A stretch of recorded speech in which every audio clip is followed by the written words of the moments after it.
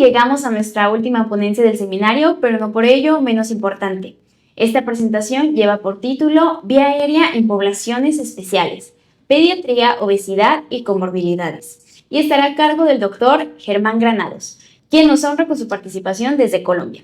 El doctor Granados es médico egresado de la Universidad de Magdalena, es especialista en anestesiología por la Universidad de Oriente, es una reconocida personalidad digital en el ámbito médico y es creador de la página Anestesia Latina, un espacio de formación y divulgación científica que ha contribuido al crecimiento profesional de miles de anestesiólogos en América Latina. Doctor Granados, muchísimas gracias por estar con nosotros. Adelante con su ponencia, doctor.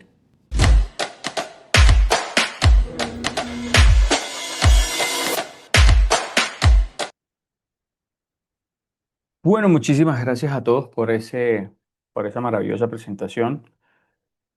Hablar de vía aérea en poblaciones especiales, hablar de vía aérea en pediatría, hablar de vía aérea en obesidad, hablar de vía aérea en algunas comorbilidades no es sencillo y mucho menos para el poquito tiempo que probablemente voy a tener, pero ir un poco acorde y sobre todo ir llenando esas expectativas, cerrando esas brechas y esas dudas que muchos puedan tener. Yo soy el doctor Germán Granados, soy anestesiólogo colombiano y pues obviamente muchos ya me han conocido en las plataformas digitales como el creador de Anestesia Latina. Pero cuando vamos a hablar del manejo de la vía aérea, por ejemplo, en anestesiología, nuestra especialidad ha experimentado una transformación muy grande, pasando de un enfoque que va centrado en la predicción individual, digamos, de la dificultad, a un modelo más proactivo, un modelo más preventivo, que se enfoca básicamente en la preparación de todo el equipo y en la gestión de la crisis. Ahora, las guías contemporáneas, como las guías publicadas por la Sociedad Americana de Anestesiología, las guías europeas, incluso los protocolos institucionales que tenemos en nuestras clínicas y hospitales, marcan un cambio de paradigma al integrar no solamente las nuevas tecnologías, sino también hay factores humanos, factores cruciales y esta parte que ahora llamamos gestión de recursos en crisis o en inglés tiene un nombre como Crisis Resource Management, pero básicamente es entrenarnos en las distintas áreas que manejamos.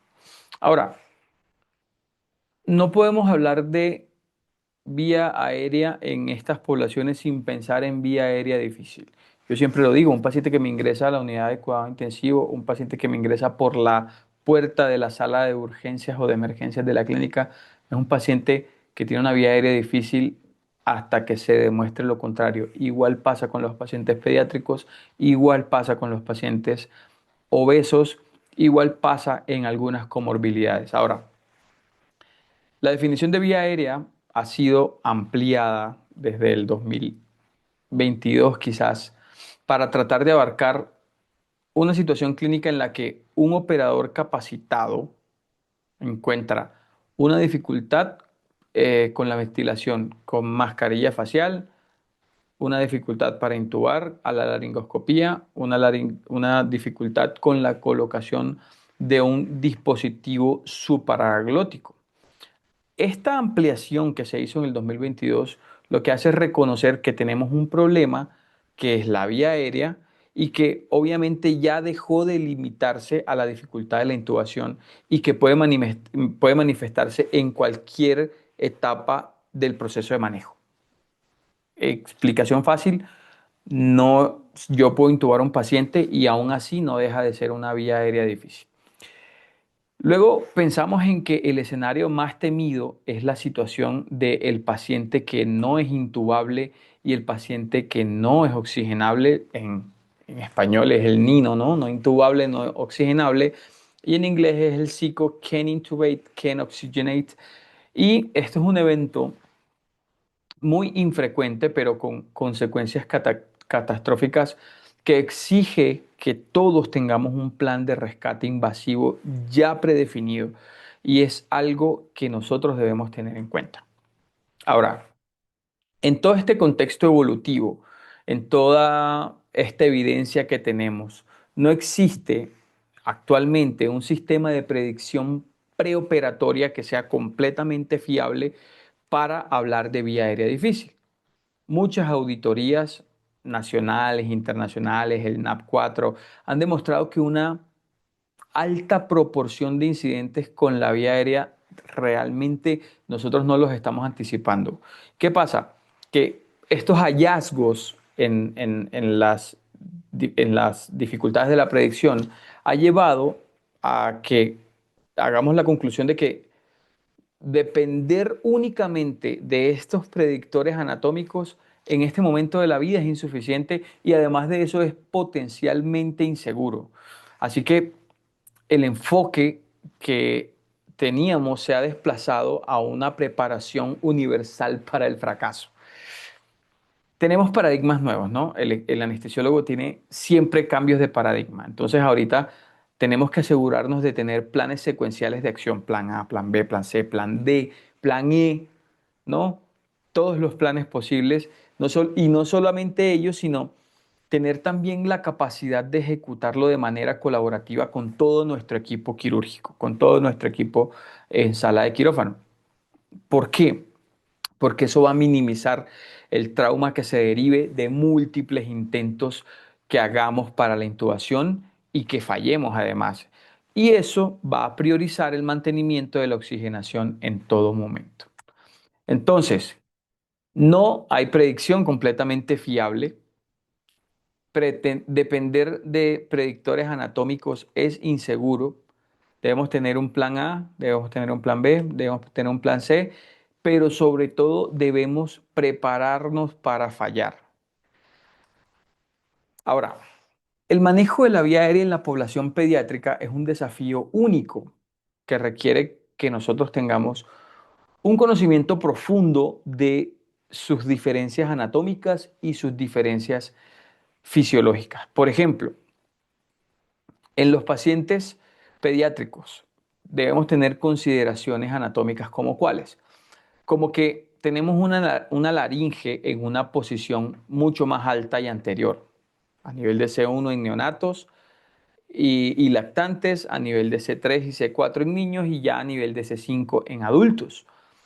Los pacientes pediátricos tienen un occipucio grande, un occipucio prominente y que requiere un posicionamiento especial. Y además los pacientes pediátricos tienen una macroglosia relativa. Y digamos que de cierta manera lo que hacen los diámetros, digamos, a ver, los pacientes pediátricos tienen más estrecho el cartílago cricoides, ¿no? No en las cuerdas vocales, sino en el cartílago. Y eso hace que los diámetros sean más susceptibles al colapso por un edema o por secreciones. A continuación les voy a mostrar una tabla de comparación de la vía aérea de pacientes adultos y pacientes pediátricos.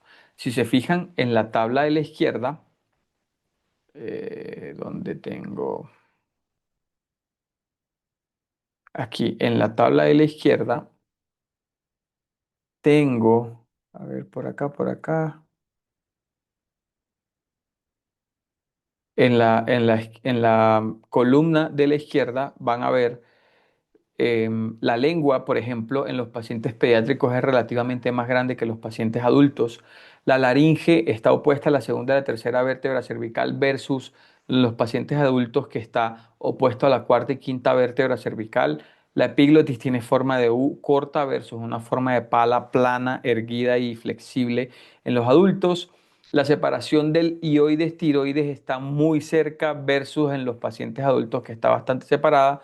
Y así se pueden dar cuenta, por ejemplo, la glotis es medio cartílago, la aritenoides está inclinada hacia abajo, las cuerdas vocales son cóncavas, el cartílago cricoides tiene forma de túnel, tiene un diámetro más pequeño el anillo cricoide, la consistencia de los cartílagos es mucho más suave versus en los adultos que es más firme, y la forma de la cabeza, como les decía, el paciente tiene un occipucio pronunciado versus un occipucio aplanado en los pacientes adultos, y esto se ve un poco en esta imagen que les estoy mostrando aquí, que no me deja señalarlo, pero bueno.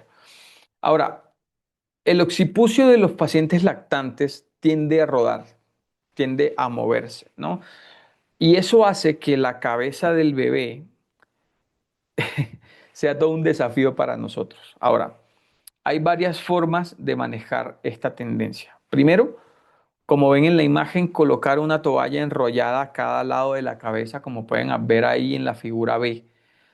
Em, Pedirle a un asistente, pedirle a una persona que te esté acompañando en la intubación que te sujete por favor la cabeza del paciente, o sostener tú la cabeza firme con tu propia mano. Ahorita les voy a mostrar una imagen de una intubación que hice, cómo sostener con tu propia mano derecha mientras colocas la hoja.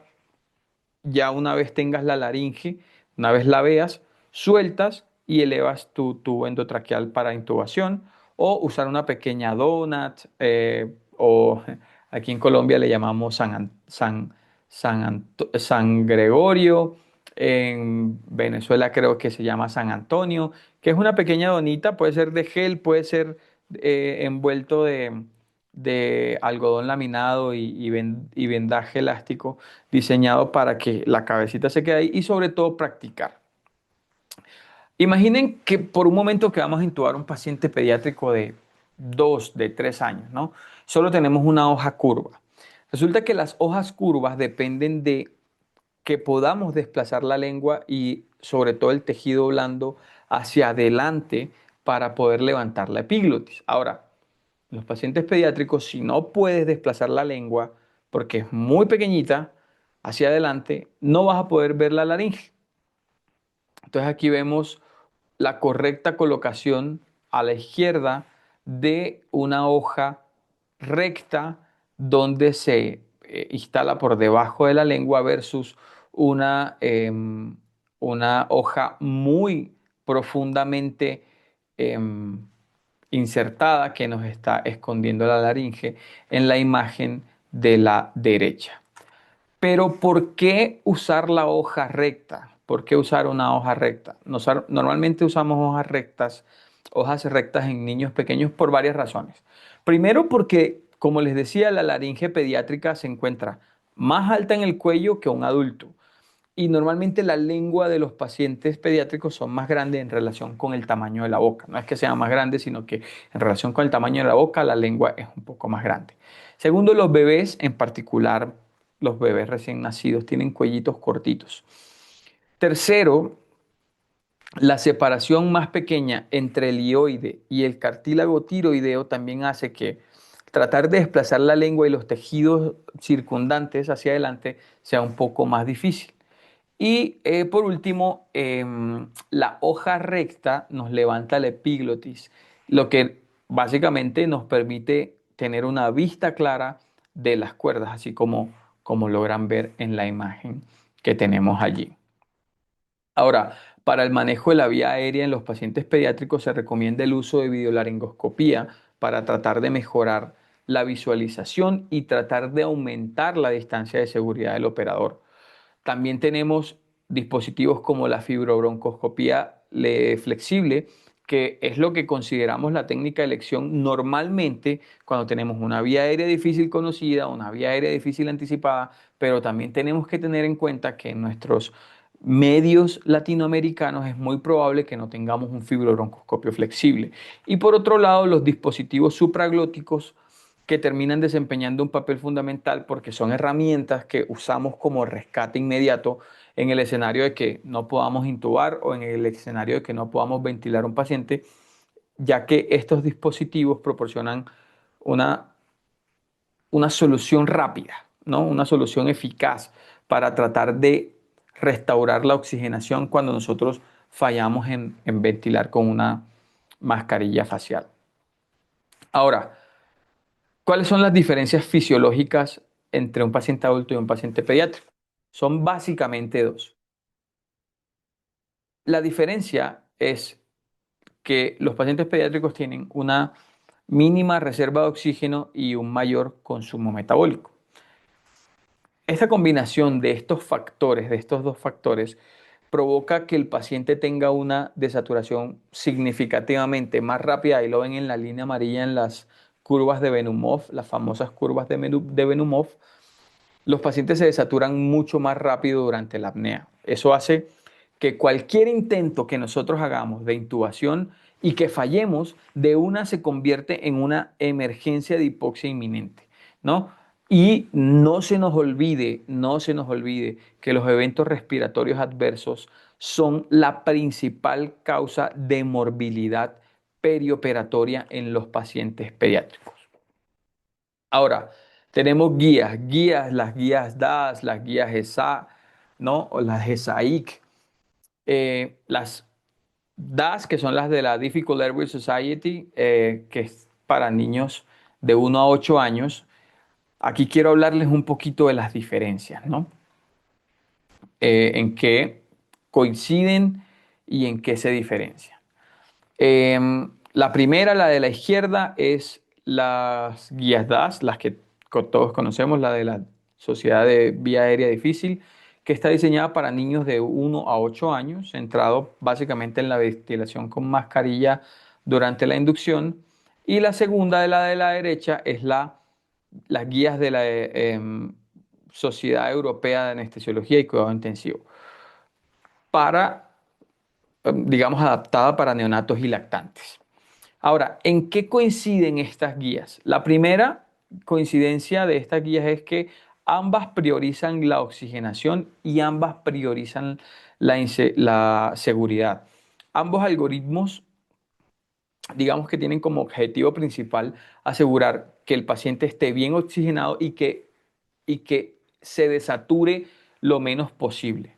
Y dentro de sus recomendaciones está administrar oxígeno al 100% y mantener la ventilación adecuada en todo momento. Segundo, la segunda coincidencia de estas guías es que ambas tienen un escalonamiento progresivo de maniobras. Las guías DAS, por ejemplo, es que no me deja señalarles. Las guías DAS, por ejemplo, escalonan primero optimización de la posición, luego una vía aérea supraglótica, luego una intubación y en caso de que no lo logremos, maniobras de no puedo, de, de FONA, de vía aérea frontal, ¿no? Y la ESAIC propone el uso de diferentes dispositivos de secuencia, por ejemplo, primero la mascarilla, luego el biolaringoscopio, luego la nasofaringia, luego fibro, pero básicamente ambas sugieren ir progresando de menos invasivo a más invasivo, tratando o evaluando la eficacia en cada paso que nosotros vamos tomando del plan de intubación. Tercero es llamar, estas guías se coinciden en que debemos llamar ayuda de manera temprana. Los dos algoritmos enfatizan en pedir ayuda en cuanto el manejo empieza a complicarse. Digamos, no pude intubar al primer intento, no pude ventilar al paciente, empezar a llamar, a pedir por ayuda de inmediato.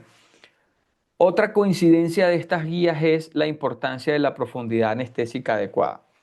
La guía DAS lo menciona explícitamente y dice profundizar anestesia, propofol, mientras que la ESAIC lo integra como si fuera un principio general, ¿no? Y dice tratar de asegurar la profundidad anestésica adecuada.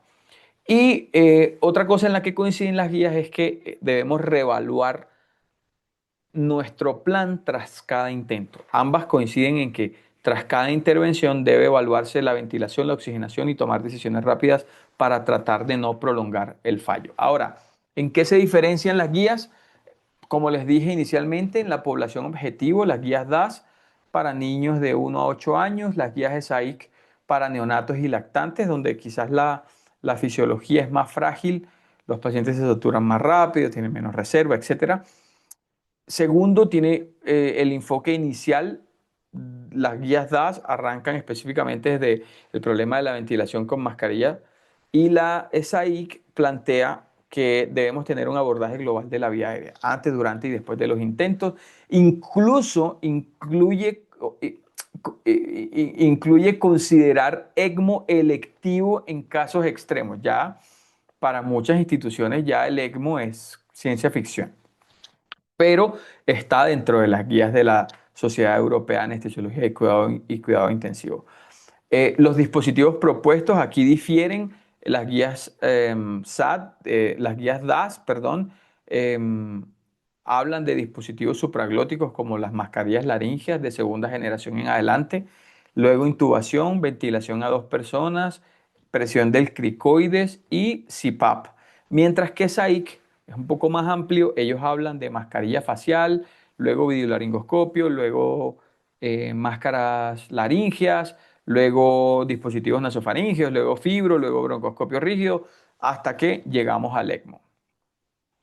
El criterio de límite de intento, por ejemplo, las guías DAS dicen no más de 3 intentos de dispositivos supraglóticos, mientras que la SAIC dice que son 3 más un intento máximo globales, evaluando después de cada uno, ¿no?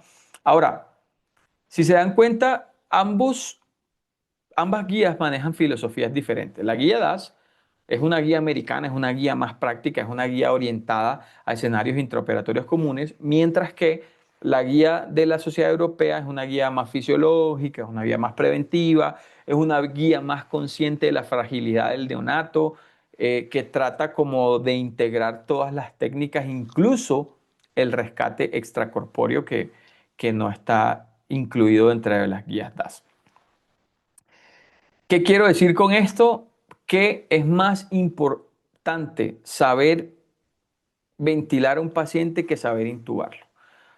Cuando nosotros hacemos la anamnesis preoperatoria es crucial anticiparnos, ¿no?, a una vía aérea difícil. Es crucial, sobre todo si esa vía aérea difícil está asociada a síndromes genéticos, está asociada a malformaciones craneofaciales. Hemos tenido varios pacientes con Treacher-Collins, con síndrome de Kabuki. Entonces, sin embargo, la máxima, digamos, la máxima que debemos manejar todos los anestesiólogos es, como les digo, es más importante saber ventilar a un paciente que saber intubarlo, porque saber ventilarlo nos va a dar la garantía de que vamos a tener oxigenado a un paciente. Y nuestra prioridad absoluta debe ser mantener siempre la oxigenación de nuestros pacientes en todo momento. Ahora, de este tema de vía aérea pediátrica habría muchísimo por hablar, habría muchísimo por decir, hay demasiada evidencia, sin embargo, el tiempo es muy cortito para hacerlo en una sola conferencia. Ahora, hablar del paciente obeso es hablar de una dificultad latente, porque aunque la mayoría de casos de pacientes obesos la vía aérea la superamos solamente con una buena posición, hay factores que nosotros debemos tener en cuenta a la hora de llevar a cirugía a un paciente con obesidad. Y es que miremos no me deja marcar, es que miremos los números de Sudamérica, por ejemplo. Países con mayor porcentaje de obesidad, encontramos a Chile con 39,7%, luego sigue Argentina, luego Uruguay, y Colombia está como de penúltimo con 24,3%. Estos son datos de la Federación Mundial de Obesidad, del Observatorio de la Federación Mundial de Obesidad. Son muy, muy raros porque yo pensaría que Colombia tiene un porcentaje mucho más alto de obesidad, pero bueno. Y por otro lado, en el resto de países que conforman el G20, fíjense que tenemos a Estados Unidos liderando la lista de obesidad con el 42,7% de pacientes obesos de toda su población global. Y México, amigos de México, no está muy lejos, está en la para nada despreciable tercer lugar de la lista. Entonces, la imagen que viene a continuación, yo sé, yo sé que muchos la han visto, yo sé que muchos han visto múltiples de estas imágenes en Instagram, en Facebook, eh, y cada vez que pensamos en obesidad, pensamos en cirugía bariátrica, incluso ahorita, cada vez que pensamos en obesidad, pensamos en Ozempic, en Wegovy, en Rybelsus, pero déjenme decirle, muchachos y muchachas, que la obesidad no es un simple factor de riesgo aislado. La obesidad es una condición que introduce un conjunto de cambios fisiopatológicos, un conjunto de cambios anatómicos únicos que complican la gestión de la vía aérea. Y para nosotros, muchas veces podemos, como les dije, solucionar a un paciente solamente con la posición, pero el paciente obeso es un paciente que es una caja de sorpresas. ¿Por qué? Anatómicamente, la, esta deposición, aumento del tejido adiposo en el cuello, ese aumento de tejido adiposo allí en el occipucio y en la cara del paciente, puede obstaculizar la ventilación con máscara facial. Ahora, por supuesto, esto muchas veces no va a dificultar la manipulación de la laringe, pero sí nos va a restringir la movilidad craneocervical, ¿no? Y eso nos damos cuenta con los pacientes obesos que hemos tenido. Esa cara con esa prominencia de tejido adiposo nos interfiere sí o sí con la posición óptima de la cabeza para hacer una buena laringoscopía. A veces, incluso colocando el paciente en rampa, tenemos dificultad. Entonces, la anatomía faríngea casi siempre se ve comprometida por todo ese exceso de tejido que lo que hace es estrecharnos anatómicamente la vía aérea superior y pues nos da mucha dificultad para la visualización de las estructuras glóticas. Ahora, ¿se acuerdan de las curvas de Benumov? Se las mostré hace un ratico. Resulta que fisiológicamente el impacto es aún más crítico en el paciente obeso. La obesidad se asocia con una fisiología pulmonar restrictiva. ¿Con qué o cómo se caracteriza una fisiología pulmonar restrictiva? Pues por una disminución, una reducción de la capacidad residual funcional y una disminución del volumen de reserva expiratoria. Cuando tenemos esta disminución drástica de la reserva de oxígeno del paciente, se reduce significativamente el tiempo de apnea segura. ¡Ah, tarán! O sea, vamos a tener que el lapso entre el inicio de la apnea y la desaturación crítica por debajo del 90% es muy corto. Con que solamente un intento de intubación sea fallido o que solo un intento de intubación sea prolongado, no solamente va a ser una falla técnica, una molestia técnica, va a ser una emergencia de hipoxia inminente, como les mostraba, debido a la inminente vulnerabilidad fisiológica del paciente con obesidad, ¿no? Tienen disminución de la capacidad residual, disminución de la capacidad pulmonar total, disminución de la capacidad residual funcional, disminución de la capacidad vital forzada, disminución del volumen de reserva expiratorio, disminución del volumen expiratorio forzado en un segundo. O sea, tienen todo disminuido. ¿Y esto a qué nos va a conllevar? A que nuestro paciente obeso haga atelectasias solamente en la preoxigenación. Ahora, ¿cómo vamos a abordar a ese paciente con obesidad? ¿Cómo lo vamos a abordar? Pues volvemos al concepto de vía aérea difícil. En el 2022 les dije, la Sociedad Americana de Anestesiología redefinió la vía aérea difícil y obviamente luego de un consenso incluyó la ventilación, los supraglóticos, la intubación y el acceso invasivo. Antes era solamente dificultad para intubar, ahorita es dificultad para ventilar, dificultad para supraglóticos, dificultad para intubar y dificultad para el acceso invasivo. Y recordemos que los pacientes obesos tienen todas estas características. ¿Por qué? El NAP4 em, definió que el paciente obeso tiene 4 veces mayor riesgo de complicaciones de la vía aérea y vamos a encontrar una intubación difícil en el 8.2% de los pacientes con obesidad. Eso parece un número bajito, pero cuando nos encontramos con un paciente de esos 8.2%, sufrimos, nuestras coronarias sufren, nuestro tono del esfínter anal sufre. Entonces tenemos que hacer una buena valoración preoperatoria. ¿Cómo vamos a hacer una buena valoración preoperatoria? Evaluar el Mallampati, evaluar la circunferencia cervical y evaluar la movilidad. Luego, evaluar escalas como la escala OBIS o la escala OBS, que predice la ventilación difícil. Y recuerden que OBS es por obesidad. Ese concepto me suena un poco chueco porque esa O habla de obesidad, de un índice de masa corporal por encima de 26, luego barba, luego que si es edéntulo o no, luego el sexo y luego la edad, ¿no? Pacientes mayores de 55 años. Otra cosa es la circunferencia cervical mayor de 40 centímetros.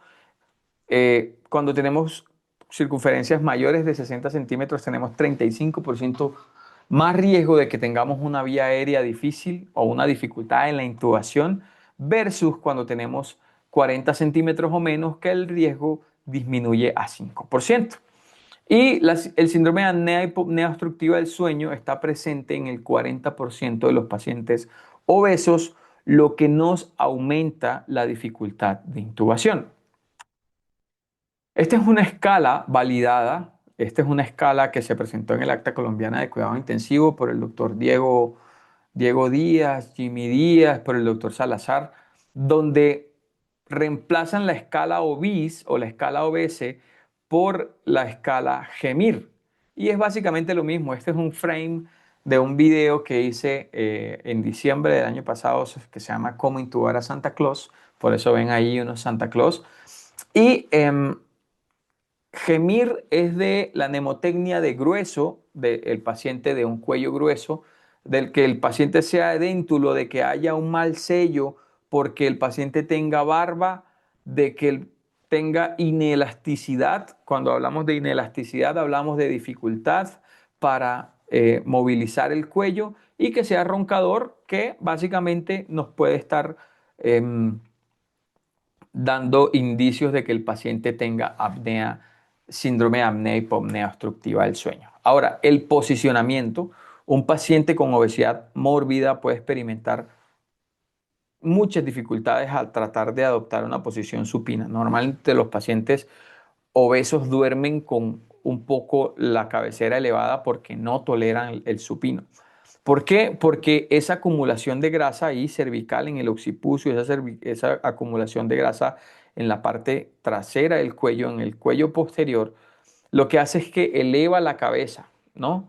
Puede exagerar esa posición de flexión elevando la cabeza y puede hacer que un simple collarín, un simple cojín estándar de los que tenemos en quirófano o una simple almohada quirúrgica no sea suficiente para que nosotros podamos mejorar las condiciones de una laringoscopía directa, ¿no? Por eso Collins en el 2004 y sus colaboradores sugirieron colocar a los pacientes con obesidad mórbida en una posición de rampa en lugar de la posición estándar de olfateo, ¿no?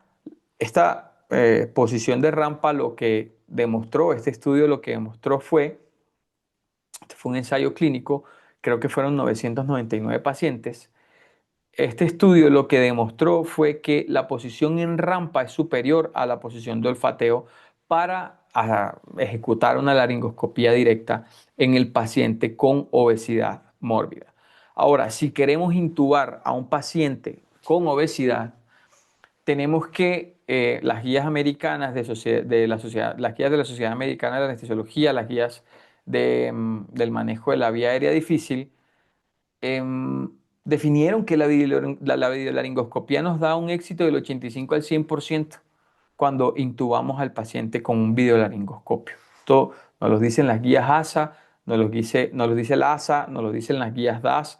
Ahora, si a esa intubación, además de hacerla con videolaringoscopio, le colocamos un estilete, le colocamos una guía metálica, vamos a aumentar el éxito del primer intento de 78% a 71% si no lo usamos. De 78% si lo usamos a 71% si lo usamos. Este estudio del doctor Javer, este estudio no fue con videolaringoscopia. Em, Ahora, para dispositivos supraglóticos son útiles en el rescate. Este estudio del 2013, este fue también un estudio del doctor Wadua, ¿no? Un estudio del doctor Wadua, demostró que los dispositivos supraglóticos debemos tenerlos a la mano. Los dispositivos supraglóticos son útiles en el rescate de la vía aérea para reoxigenar al paciente, para ventilar al paciente que tengamos dificultad para ventilar.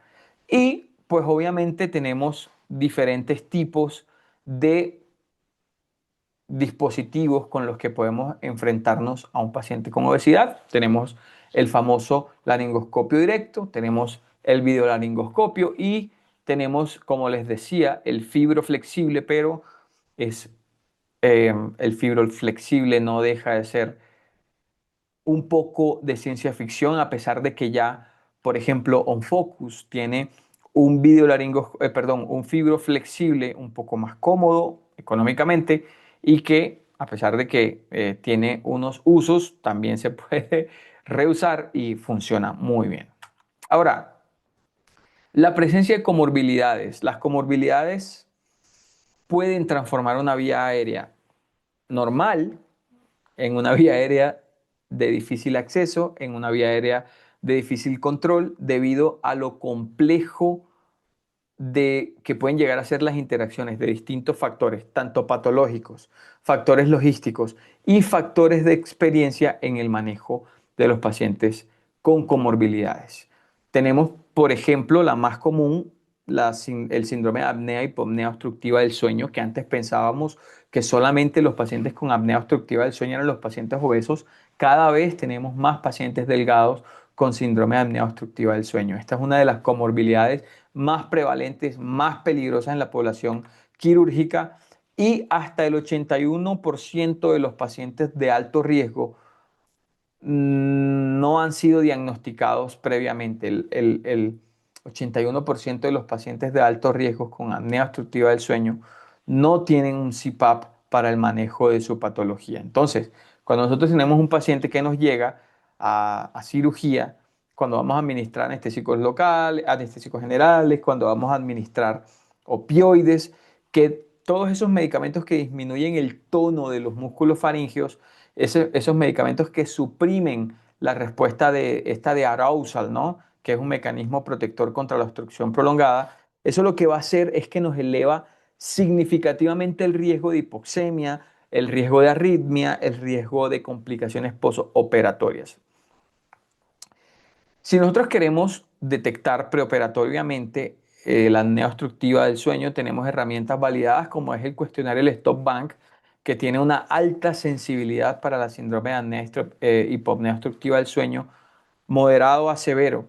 Y hay un cuestionario de la ASA también que se recomienda en la evaluación preoperatoria para tratar de identificar a los pacientes de alto riesgo. Ahora, lo que yo les propongo es que el plan de manejo de estos pacientes debe primero considerar una elección cuidadosa de la analgesia que vamos a usar para tratar de evitar la depresión respiratoria, y por ejemplo en la clínica donde yo trabajo hacemos que el paciente que tiene CPAP lleve el CPAP o el BiPAP, sobre todo el CPAP, a la cirugía para sacarlo con el CPAP a sala de recuperación luego del procedimiento.